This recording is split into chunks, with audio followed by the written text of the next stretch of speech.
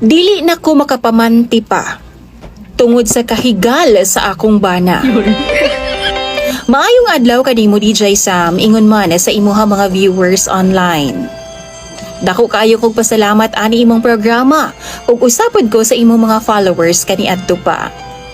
Dagan jud kaayo kog makuha nga mga pagtulun-an diri og nadiskubrihan kabahin sa kinabuhi sa uban. Aduna pud ko dako nga problema o kahibaw ko nga ang imong programa makatabang jud sa akong problema karon. Maong naawhag pud ko nga i-share pod ang akong problema. Usa ko kaminyo DJ Sam ug ang ako ang bana hilabihan ka excited pirmi sa kama. Kada ana-ana na mo pirmi ginang mga langkat ang akong panty. Mura jud siya og gutom kaayo sa sex DJ Sam. Kana bitong di gyud kahuwat mahubo ang akong itnap. Iyaha jud nang langkaton hangtod nga akong tanang panty nangagisi na intawon.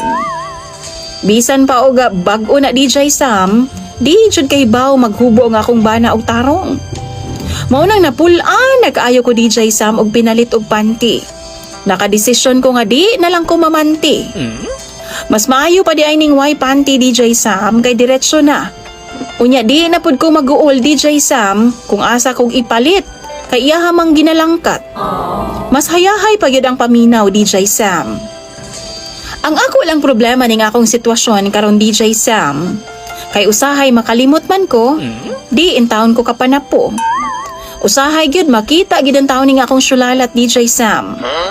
Makalimot ko nga wa di ay koy panty. Kung mamanti man pud ko DJ Sam, mahurot raman gihapon og pangalangkat kay samukan kaayo ning akong bana nga way preno. Bisan unsaon og istorya, di gyud intawon siya maminaw. Bisan pag unsaon og istorya, wa gyud intawon ko'y mahimo. Palihog lang bitambagi ko sa imo mga viewers karon. Unsa kay angay na kong buhaton?